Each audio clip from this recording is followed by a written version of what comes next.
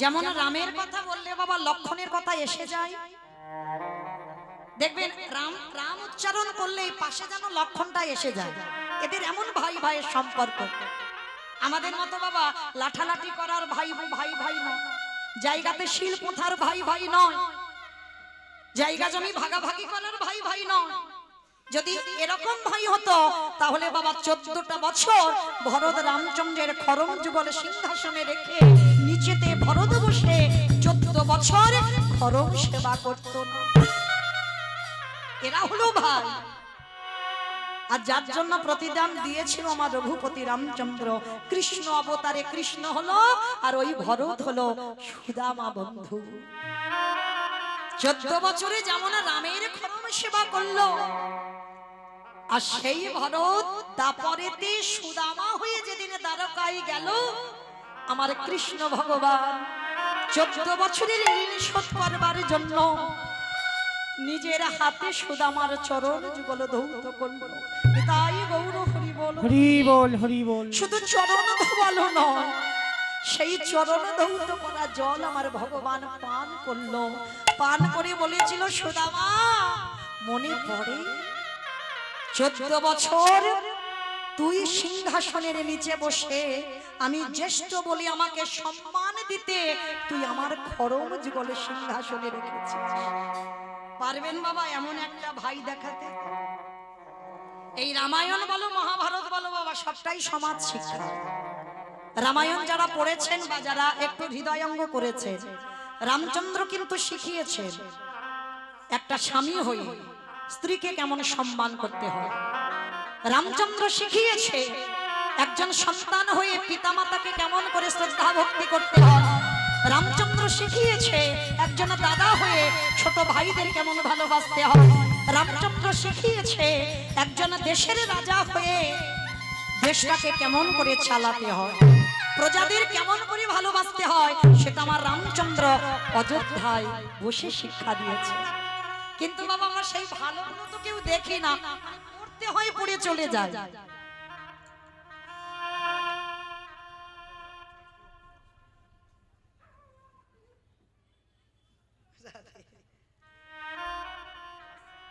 হরে কৃষ্ণ। যাই হোক, আমার জন্য নয়, আমি যার আদর্শে এখন চলি, আমার কুড়ালির ভক্তরা জানেন, ওনাদের কাছে সবই গল্প করা। যার আদর্শে আমার চলা, যাকে আমি আচার্যের জায়গায় বসিয়েছি, তিনি এসেছেন এখানে আমাকে নিয়ে, দূরে দাঁড়িয়ে আছেন। তিনি এই রাজার লাল হরিনাম সংকীর্তন যজ্ঞে ভক্ত সেবার জন্য আজকের 1501 টাকা আমার ভগবত সেবায় দিয়েছেন। নিতাই গৌর প্রেমানন্দে হরি বল হরি বল হরি বল। ভগবান সাক্ষাতে দেখা যায় না বাবা, এটা কলিযুগ।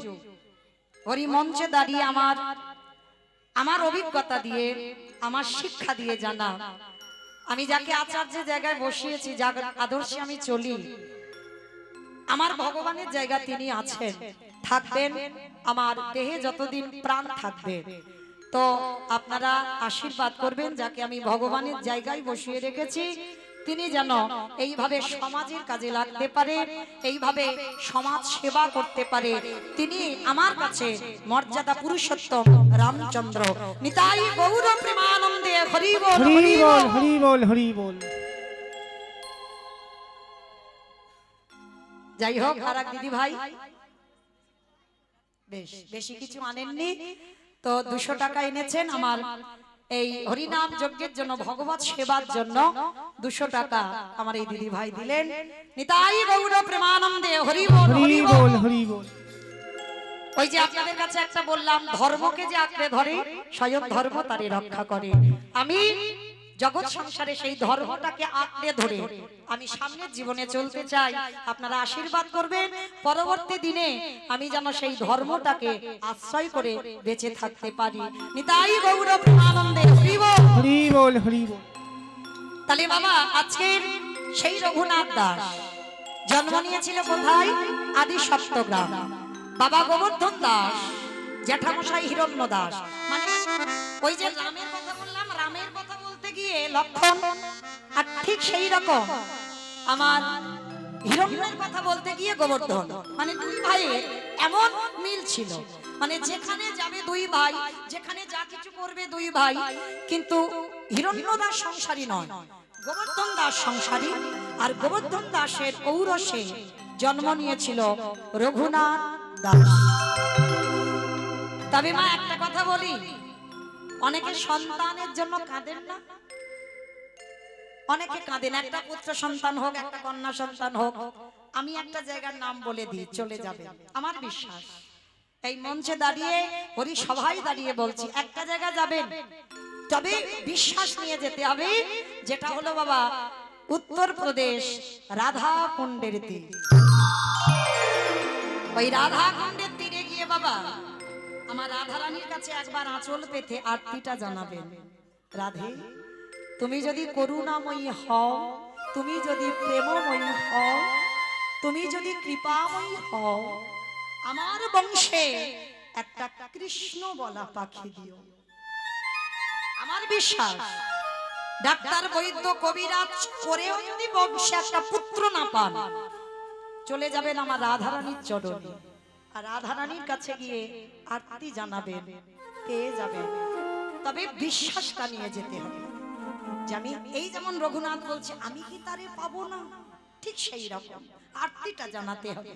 তো আজকের এই রঘুনাথ তো জন্ম নিয়েছিল ওইভাবে, বহু বছর ওদের বংশে কোনো সন্তান ছিল না। রাধাকুণ্ডের তীরে স্নান যোগ আছে, মঞ্জিকাতে থাকে দেখবেন রাধাকুণ্ডের আবির্ভাব তিথি, সেই যে অরিষ্টাসুরকে বধ করেছিল, হ্যাঁ, এর একটা কাহিনী আছে।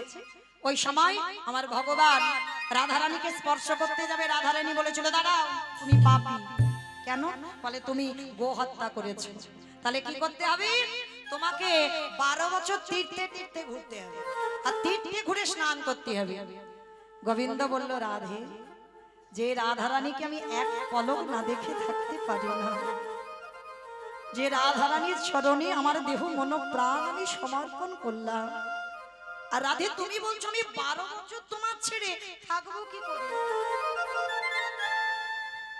তা রাধারানীর চরণ ধরে গোবিন্দ বলল, রাধে, আমি তীর্থে যাব না, তীর্থ যদি এসে হাজির হয় বলে সেটাও হবে, বলে তীর্থ ডাকো। তাই এইবার সমস্ত তীর্থকে আহ্বান করলো ভগবান। তা তীর্থ যে আসবে বাবা, তীর্থ মানে তো জল, গঙ্গা যমুনা সরস্বতী প্রভাস, মানে যত জগতে জগতে তীর্থ আছে, তা তারা এসে থাকবে কোথায়? গোবিন্দ নিজের বাঁশিটা দিয়ে একটা কুণ্ড সৃষ্টি করলো, হ্যাঁ, যেমন আমরা পুকুর কাটি না, জিসিপি গাড়ি হয়েছে ওইসব দিয়ে কাটি, তো গোবিন্দ আমার হাতের বাঁশিটা দিয়ে একটা কুণ্ড সৃষ্টি করলো, সমস্ত তীর্থকে আহ্বান করলো, স্নান করলো গোবিন্দ। রাধারানীর চরণে বলল, রাধে, এবার আমি তো পাপ থেকে মুক্ত। বলে দাঁড়াও, তোমার তীর্থই তো পবিত্র নয়। বলে কেন? তীর্থ পবিত্র নয় কেন বলে না? তুমি যে তীর্থদের ডাকলে, এই জগতে রাধা চরণ যে স্পর্শ না করে সে পবিত্র হলো কি করে? তাহলে যে পবিত্র নয় তার মুখে স্নান করলে তুমি তো পবিত্র হওনি, তাহলে তাদেরকে পবিত্র করো, মানে ফের ডাকতে হবে। বলে ফেরে ডেকে তাহলে রাখবো কোথায়? রাধারানী নিজের কঙ্কনটা খুলে দিল, আর কঙ্কন খুলে দিয়ে আর একটা কুণ্ড রচনা করলো, আবার তীর্থ এসে সেই কুণ্ডে প্রবেশ করল। রাধারানী বসে রইল, রাধারানীর চরণ স্পর্শ পেল সমস্ত পৃথিবীর তীর্থ। আর যারা যাবেন দেখবেন রাধাকুণ্ড আর শ্যামকুণ্ড, মানে গোবিন্দ যে বাঁশিটা দিয়ে কুণ্ড রচনা করলো সেটা শ্যামকুণ্ড হলো, রাধারানী কঙ্কন দিয়ে যে কুণ্ড সৃষ্টি করলো হলো রাধাকুণ্ড। আর এই রাধাকুণ্ড শ্যামকুণ্ড মাঝখান দিয়ে ছিদ্র করে দেওয়া হলো, কারণ যতক্ষণ না রাধাকুণ্ডের জল শ্যামকুণ্ডে যাবে ততক্ষণ শ্যামকুণ্ডের জল পবিত্র হবে। কি গো মায়েরা, সারা জনম যদি কৃষ্ণ বলে কাঁদো, কৃপা হবে না। ও ভগবান বিচার করবে, কিন্তু আমার রাধারানী কোনো বিচার করে না। রাধারানী করুণাময়ী, কৃপাময়ী। রাধা যদি কেউ একবার ধরে, আমার রাধারানী তাকে হৃদয়ে স্থান দেয়, তার জন্য কোনো বিচার হয় না। সে হাজার কোটি কোটি জনম পাপ করতে পারে, কিন্তু রাধা চরণ আশ্রয় করলে সমস্ত পাপ থেকে সে মুক্ত, তার কোনো বিচার হবে না। আমার রাধারানী সেই ভক্তকে হৃদয়ে স্থান দিয়ে দেয়। তাই গৌর প্রেমানন্দে বল হরি বল। তাই সেই রাধা কুণ্ডে আমার মানত করে রঘুনাথ দাসের জন্ম হয়েছিল। কোথায়? রঘুনাথ যেখানে জন্ম নিল, আদি সপ্তগ্রামে জন্ম নিল দাস রঘুনাথ।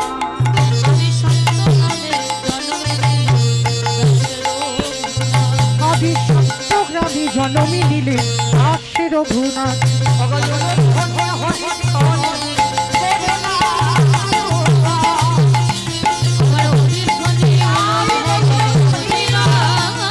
এবারে হরিধ্বনি হলো ধ্বনি, হরি নাম ভগবান।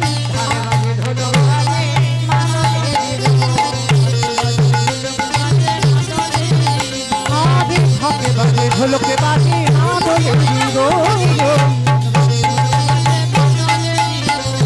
হরিধ্বনি উলুধ্বনি হরি নাম ভগবান।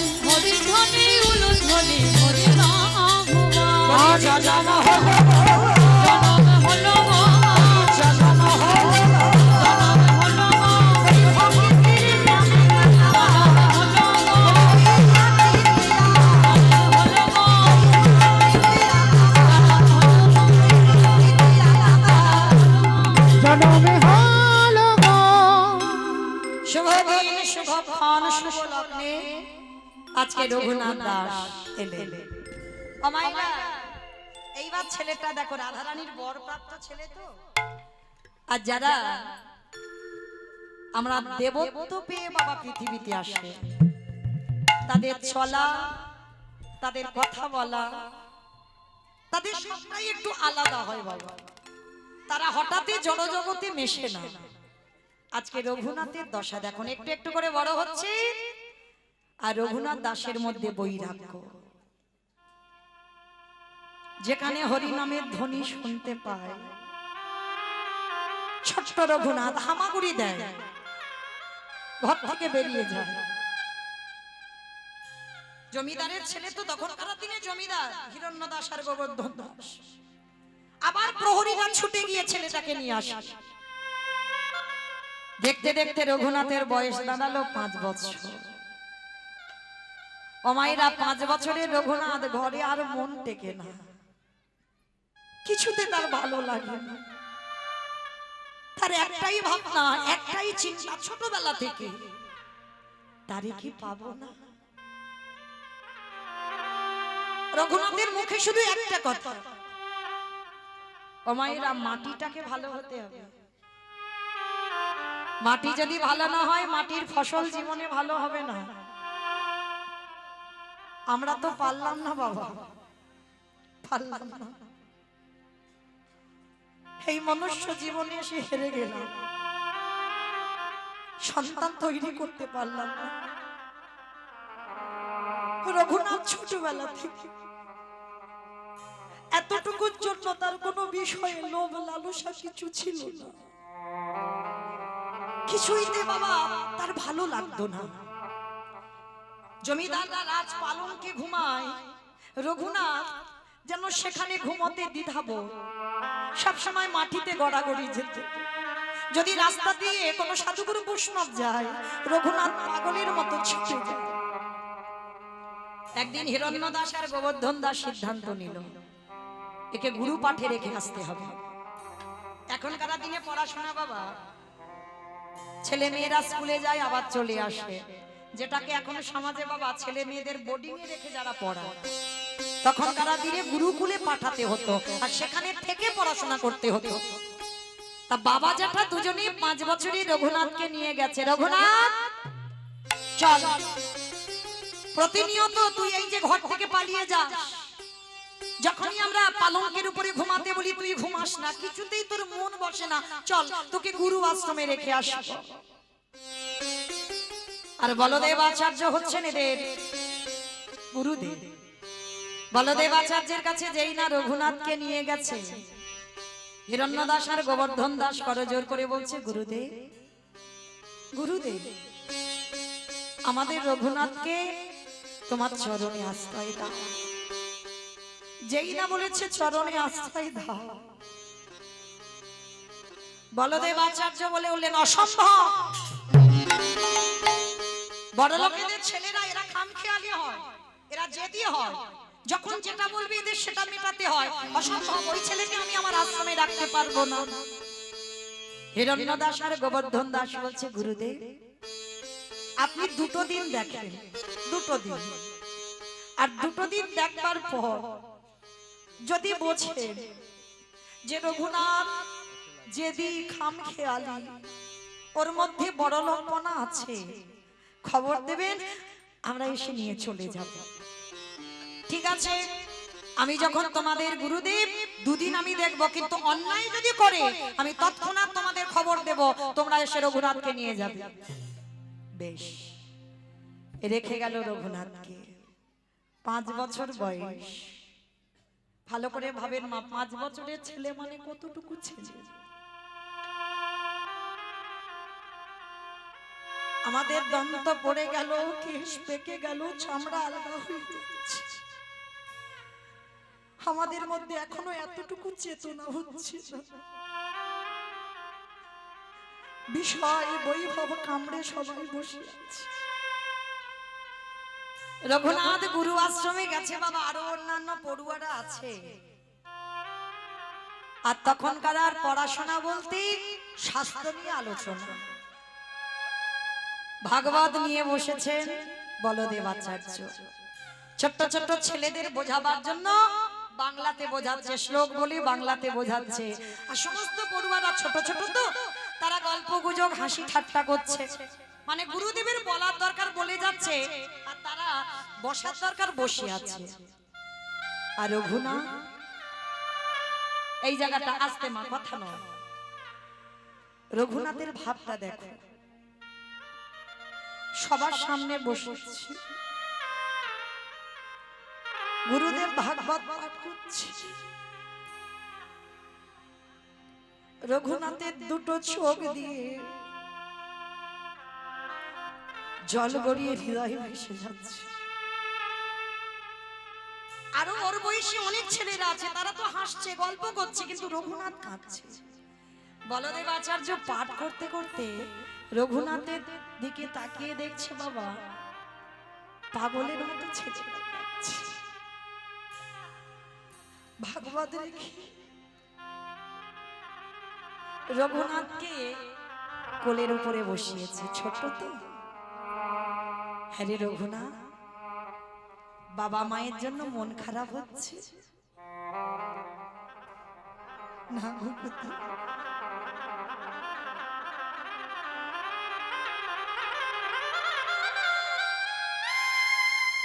তাহলে কি তোর বাড়ির জন্য, বাড়ির কথা মনে পড়ছে না গুরুদেব? তাহলে কি তোর বন্ধুরা কিছু বলেছে, কেউ তোকে বকেছে, মেরেছে? বল, তুই এত কাঁদছিস কেন পাগলের মতো?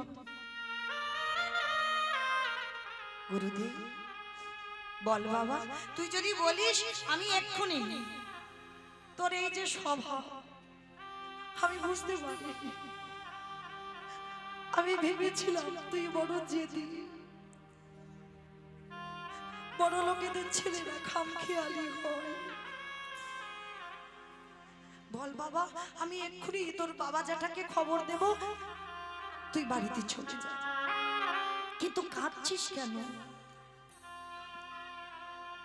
গুরুদেব আমি কেন কাঁদছি জানো? আমি কি তারে পাবো না?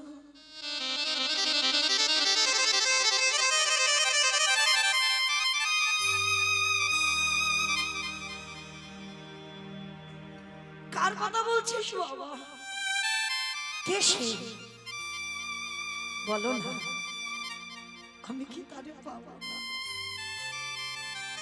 গুরুদেব এখনো পর্যন্ত বুঝতে পারছি না, তারে পাবো না সেটা কে? খোকা তুই কার পাবার জন্য কাঁদছিস? গুরুদেব আমি কি কোনোদিন কৃষ্ণ চরণ পাবো না? গুরুদেব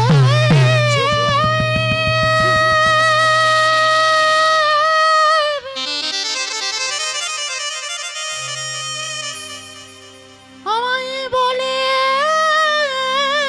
দাও আমি কোথা গেলে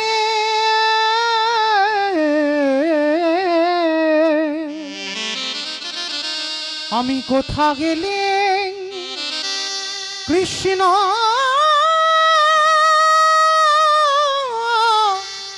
পাবো।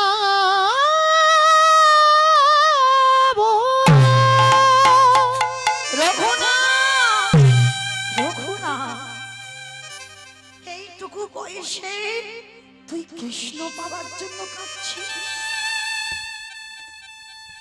গুরুদেব মাথায় হাত দিয়ে আশীর্বাদ দিল।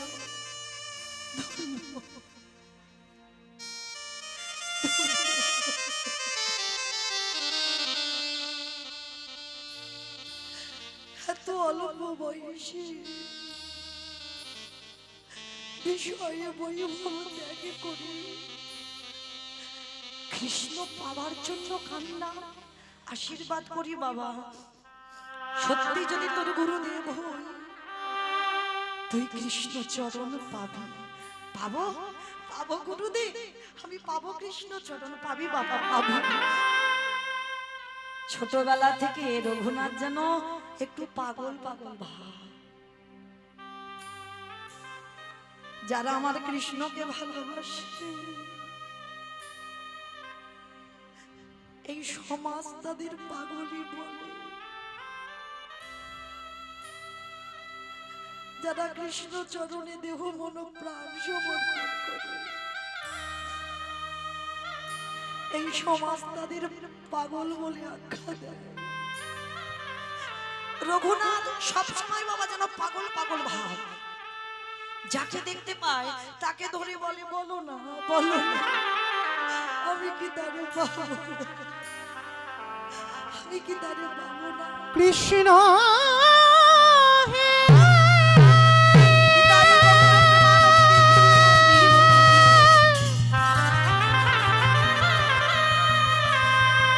একেবারে দেখো,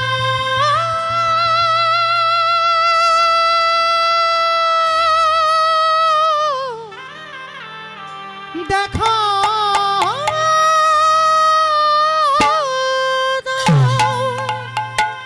দেখো দেখো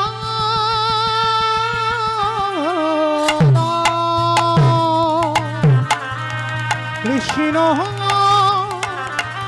দেখা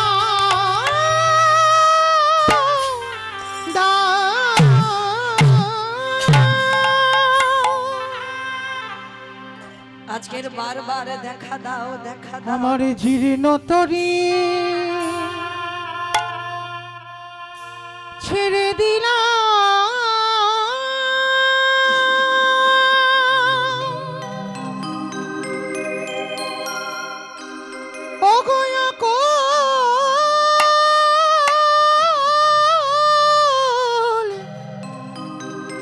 দুরিয়া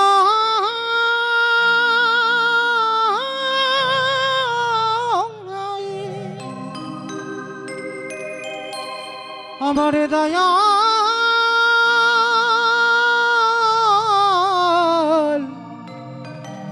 গুরু গো,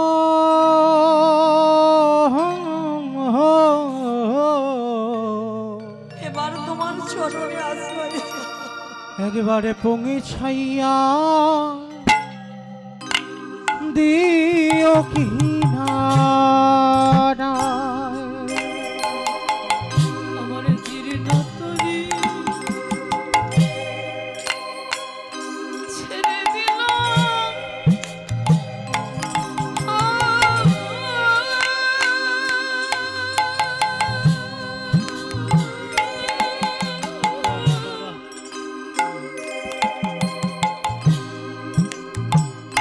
ওই নামক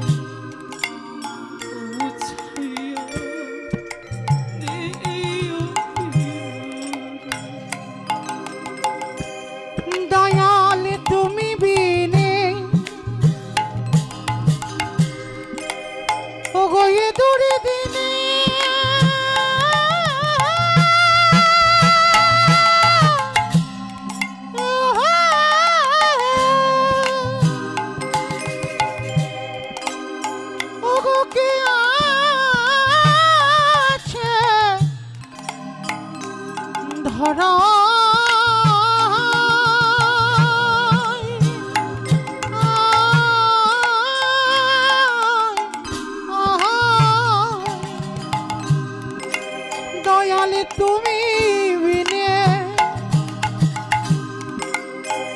আমার ইয়ে দূরে দিনে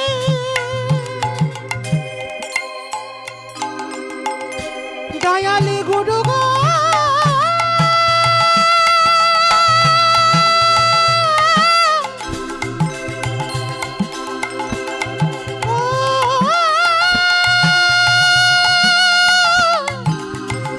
গুরু গো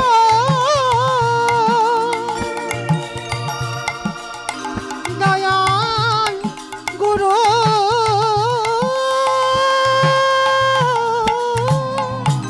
দয়াল তুমি বিনে এ দূরে দিনে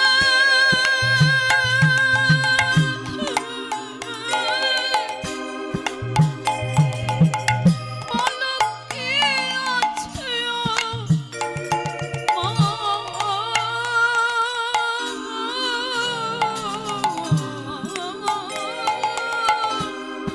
আমারে দয়াল গুরু গো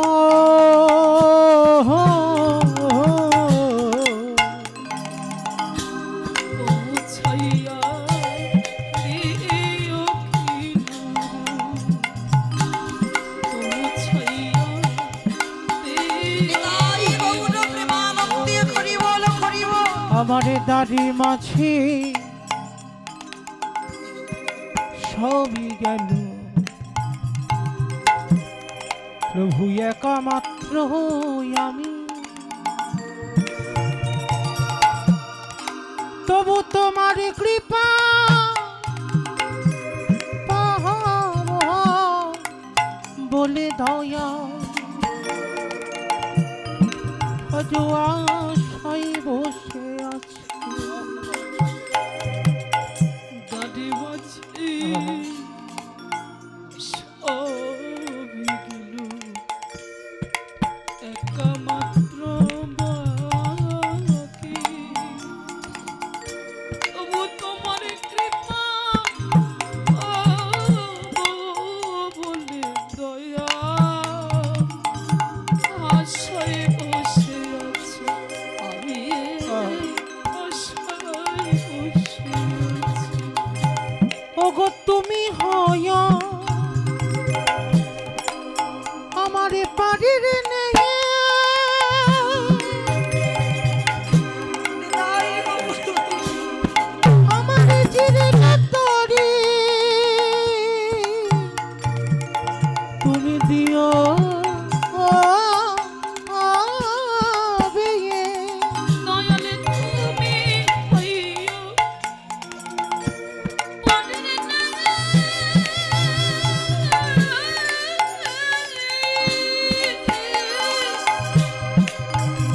আমারে জিদ নতরি নিও ও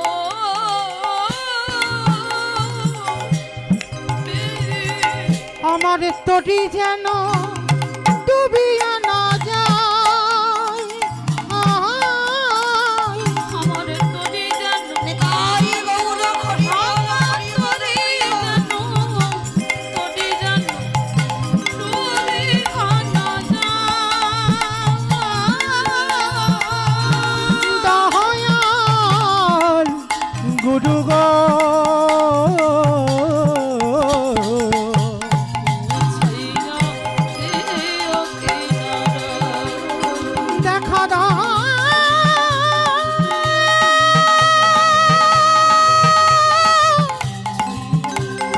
দেখা দাও দেখা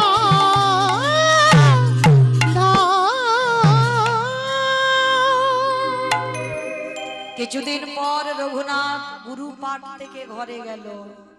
ও মায়েরা, গুরু আশ্রমে থেকে গুরু কৃপা পাবার পরে বাবা আরো উন্মাদ, আরো পাগল। আগে যা বৈরাগ্য ছিল, গুরু আশ্রম থেকে ফিরে আসার পর, গুরুদেবের কৃপা পাবার পর আরো পাগল, ঘরে থাকেই না। প্রহরীরা গিয়ে আবার রঘুনাথকে টেনে আনে, শেষে বাবা হিরণ্য দাস আর গোবর্ধন দাস সিদ্ধান্ত নিল ওকে বন্দি করে রাখো, যেটা প্রহ্লাদের বাবা করেছিল। ওকে বেঁধে রাখো কারাগারে। ওর জন্য আমরা পাগল হয়ে যাচ্ছি। যখন তখন বাড়ি থেকে চলে যাই, যখন তখন কাউকে কিছু না বলে আবার প্রহরীরা গিয়ে ওকে ধরে আনে, ওকে বন্দি করো, ওকে শিখলে দিয়ে বেঁধে রেখে দাও কারাগারে। যারা ভগবানের পদ অবলম্বন করে তারা কোনোদিন বাবা রেগে যায় না। রঘুনাথ হাসে আর বলে, বাবা জেঠু ঠিক বলেছ, ঠিক বলেছ। আজকে থেকে আমি কারাগারে থাকবো। কেন জানো? নিরজন জায়গা না হলে কৃষ্ণ ভজন হয় না।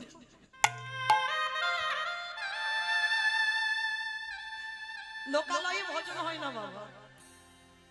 এই যে আমি কীর্তন গাইছি, এটা ভজন না, কখনো ভজন হতে পারে না। অনেকে জপের মালা নিয়ে সারাদিন জপ করে যাচ্ছে, এটা ভজন নয়। ভজন যদি করতে চাও নিরজনে একাকিত্ব হও, জানালা দরজা বন্ধ করে কৃষ্ণের প্রতিচ্ছবিটা একবার হৃদয়ে ধরো। হাকুল প্রাণে হা কৃষ্ণ, প্রাণ কৃষ্ণ বলে যদি তুমি একবার নয়ন জল দিয়ে তারে তুমি চরণটা ভাসাতে পারো, সারাদিনে আর কিছু করতে লাগবে না। রঘুনাথ বলছে, তুমি ঠিক বলেছো বাবা। এই যে আমি নিরজনে কারাগারে থাকবো না, আমাকে এই যে শিকল দিয়ে বেঁধে দেবে, এতে আমার ভজন ভালো হবে। বন্দি করে দিল রঘুনাথকে। এক সপ্তাহ খাবার পাঠায় কারাগারে, রঘুনাথ কিছু খায় না। কি বাবা, ভগবানের চরণ যারা আশ্রয় করে তাদের আহার লাগে না। তারা কি পান করে জানো? কৃষ্ণর এই নাম, ভগবানের এই মধুর নাম, এই নাম সুধারস পান করলে বাবা তাদের উদর ভর্তি। সারা 24 ঘন্টায় তাদের খিদে লাগে না। রঘুনাথ এক সপ্তাহ হয়ে গেল অনাহারি অনিদ্রায়, খাবার সব রেখে দেয়। হিরণ্য দাস একদিন গিয়ে রেগে গিয়ে বলে উঠল, রঘুনাথ তুমি কি মনে করেছো তুমি আমাদের বংশে একমাত্র ছেলে, আর তুমি যদি এইভাবে চলো তুমি কতদিন বাঁচবে? আমাদের জমিদারি দেখভাল করতে হবে, তোমাকে পড়াশোনা করতে হবে, বড় হতে হবে, কেন তুমি খাচ্ছ না? হিরণ্য দাস বলে উঠল রঘুনাথের মাথায় হাত দিয়ে, রঘুনাথ বল না বাবা, তুই এত কেন কষ্ট পাচ্ছিস? কি হয়েছে তোর বল।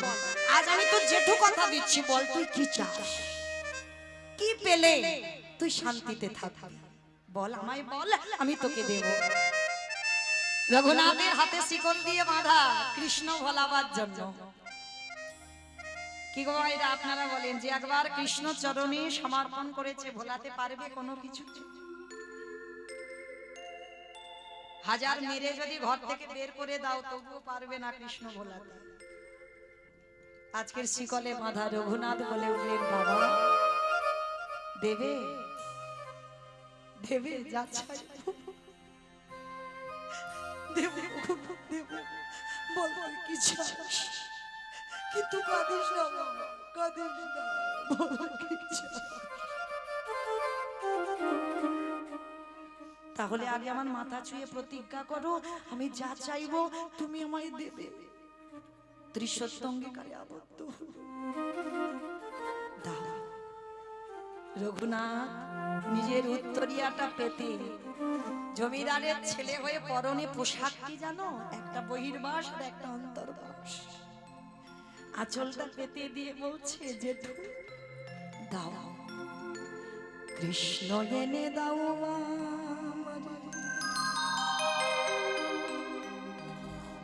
কৃষ্ণ এনে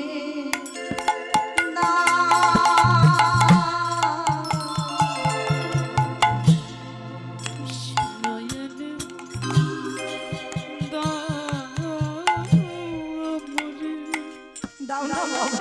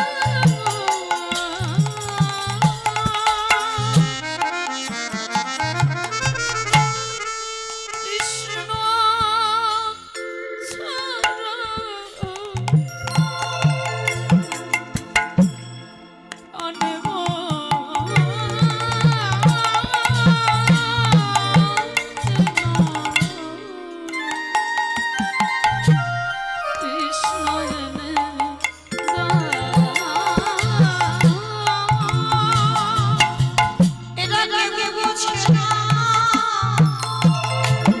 আমার মনে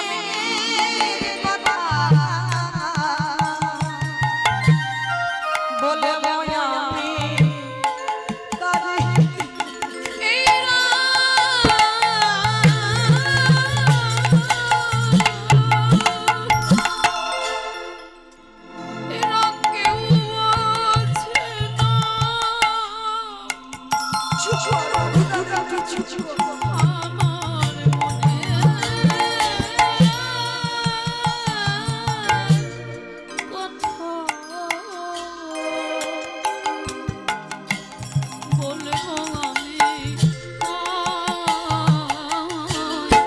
কৃষ্ণ এনে দাও আমারে কৃষ্ণ এনে দাও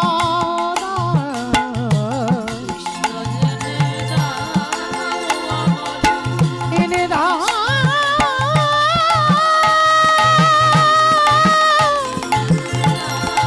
কৃষ্ণ এনে দাও কৃষ্ণ এনে দাও